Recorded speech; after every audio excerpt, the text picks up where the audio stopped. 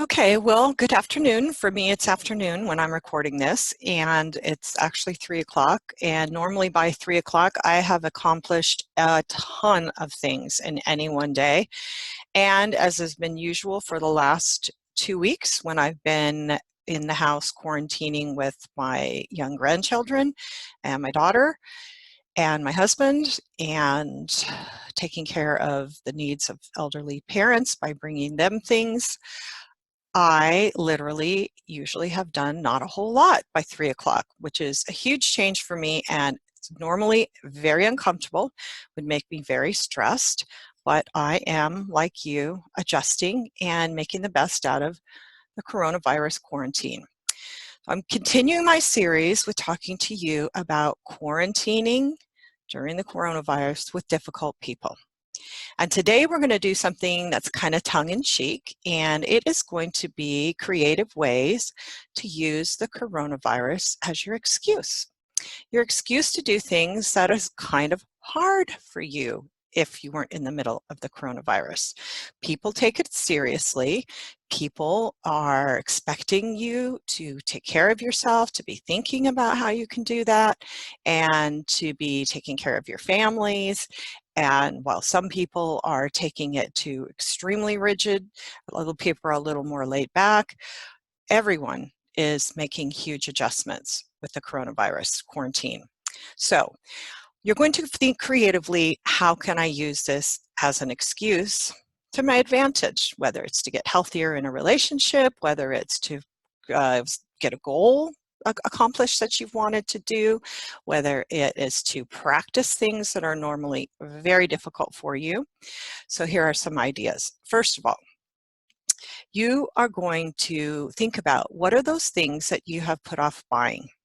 The things that you keep saying, oh, we don't need that. We can do without that. We'll wait till later. I'm not going to start that hobby. I'm not going to get into that task. I'm not going to do that.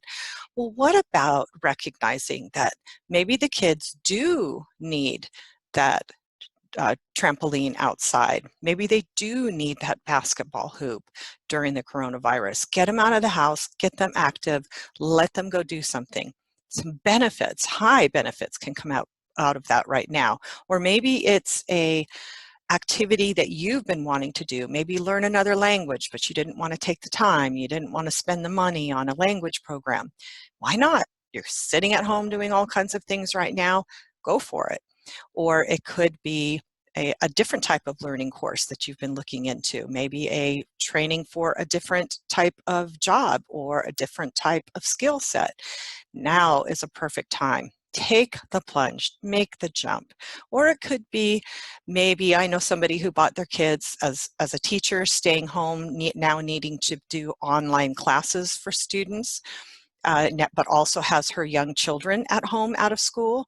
She went ahead and just bought them that Nintendo Switch and is letting them go at it and play it while she's busy working, because she's got to be able to stay focused and not have constant interruptions from kids. So, I can't do video game time all the time. I'm not using that as an excuse. In fact, I've got my young kids, grandkids with me, and while they've been there, I've been trying to really limit their game time and help them to be really creative with other things to do. But we've got to do what we've got to do to survive, and first things comes first. And if you're at home and you need to take care of that job, you've got to figure out how to keep those kids occupied. You've got to figure out how to keep yourself from going insane. So think about that hobby, think about that item that you haven't wanted to invest in, but now might be the perfect time.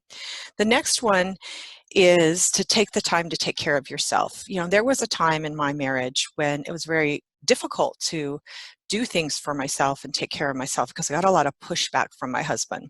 He told me I was selfish, I was self-centered, only cared about myself. If I did something to get us help in a support group, which I desperately needed, or to commit myself to a church program and was going out of the house at night and spending time doing things to pursue what has become this passion for me, which is helping people in difficult relationships.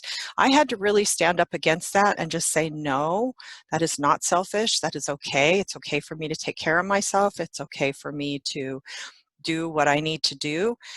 and to go to support groups, and I'm not going to back down. Well, maybe that's hard for you. Maybe taking care of yourself when somebody gives you some pushback and tells you that you shouldn't take the time, shouldn't take the money, or that you are selfish, maybe you give in. And now's the perfect time for you to say, oh, wait, I have to take good care of myself. I can't get sick with the coronavirus. I've got to take care of my kids. I've got to take care of my family. I've got to be able to work. I've got to do this self-care. I'm not going to take no for an answer. I'm not going to let anybody push me back into stopping taking care of myself. I'm not going to let anybody pressure me to back down. I am going to commit right now to that support group that I've been thinking about doing. Well, now guess what? There are support groups who are doing 12-step groups, church support groups, church recovery groups. They're doing their meetings online. Perfect. Okay. Whatever it is, take those steps, do it now. Next one is making a job change. What about that job that you've had or that business that you've thought about starting? Now is not the best time to launch a business, although there are some online that might be the perfect time. But what about just doing the footwork for starting that business? You've got the time, you're at home, maybe you're going to be getting an unemployment check, so you're actually going to have money coming in, and you can set this business up while you're doing that. So think creatively. Think about your goals. How could you use this time to push yourself to a better place and maybe launch something that has been a dream, but you didn't see how it could become a reality, and now you do. Now you know how it could become a reality. Now here's this one's tongue-in-cheek.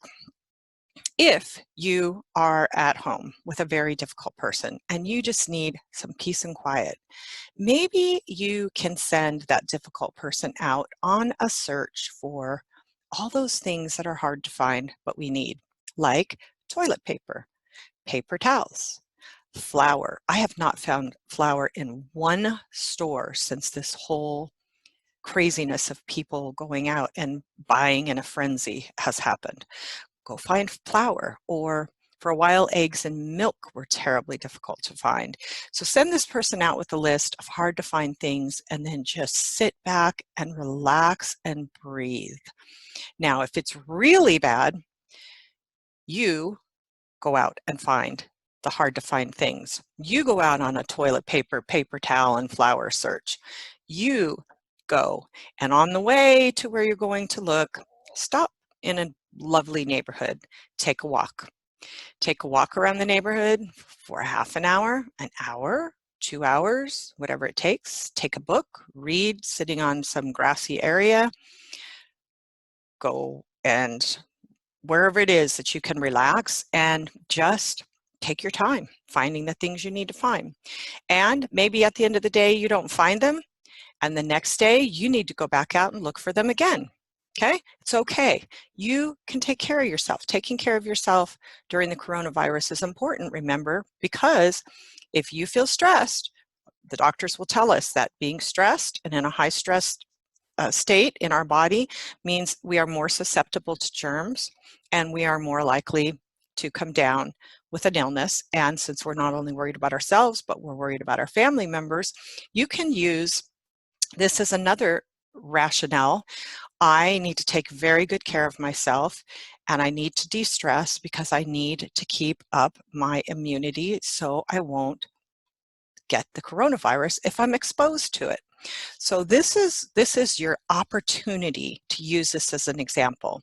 Now, if you're in a difficult situation and there is no way to get out, this is a possibility. Headphones, not the ones that are connected, but Bluetooth headphones or our AirPods, or something where you can literally put them on your ears, walk around, do what you need to do, or sit and do what you need to do, and not hear what's going on out there, not hear your family arguing and fighting and somebody complaining and the kids arguing. You can be in another world even though you're in your house. And let me tell you, you deserve that. You can listen to a podcast, you can listen to some of the news so you can remind your family that, hey, I'm keeping up on the coronavirus to protect all of us. But you can also listen to YouTube videos. You can listen to serene praise music. You can listen to music that calms your heart or music that makes you happy. Whatever it is, you can wear headphones. Now, here's another one that is a great opportunity. For those of you who have a hard time saying no and sticking to it because you've got difficult people who don't like you telling them no, and you back down because they argue with you or they get mad or they tell you you're selfish or they tell you you're not a good daughter or son or husband or wife or mother or father. So use a coronavirus as an excuse to practice your boundaries muscle, right? When somebody asks you to do something for them, you get to say, no, I can't do that because of the coronavirus. I can't stop by. I can't bring the kids over. I can't come visit with you. I can't go to the store every time you ask me for one thing. Okay, often in my classes with boundaries, people will say one of the things they struggle with an elderly dependent parent or a dependent child is that the child will call and say, I need X. And the person is used to dropping everything and going and get it. And then that person comes to expect you to drop everything and go and get it anytime there is a need. And I often suggest this is what you say. You put a pad of paper somewhere and you write down every time that person calls and asks you for something, you write down what it is and you say, once or twice a week, I will get everything on your list when I get a chance, but I won't go every time you call. Now, it's really hard for some people when other people will kind of, say, no, no, no, you have to do it. I can't wait. I can't wait. Now you've got an excuse. The coronavirus. I can't go to the store every single time you ask me. Every time you ask me to get something and I go out, I expose myself to people and germs of the coronavirus, people that may have it. Then I come back and I risk giving that to you. I have to be really careful.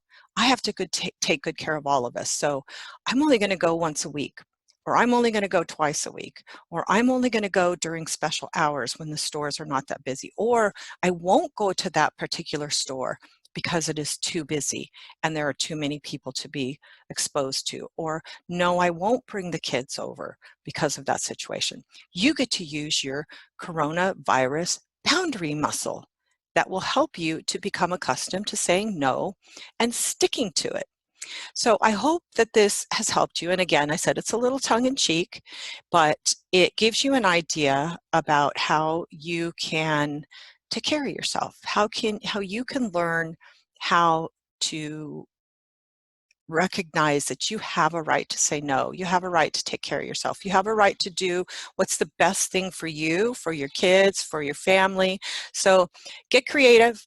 Use the coronavirus as an excuse to take really good care of yourself. And I would love to hear more creative ways that you can use the coronavirus as an excuse to take care of yourself with the difficult people in your life.